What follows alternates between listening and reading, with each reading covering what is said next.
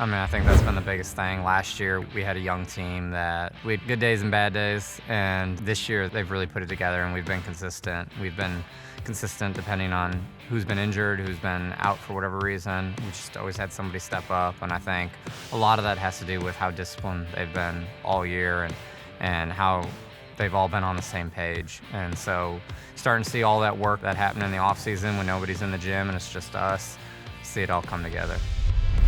It's a big deal. I mean, 1,000 points in a career means that you didn't just have one good year, you had multiple good years. For India to do that, especially coming in from out of state and having to be thrown into a completely different situation than she was used to, and her to adapt and grow, and her development has been a lot of fun to watch. That's been the fun part about this team, is they have always had this attitude of what's next?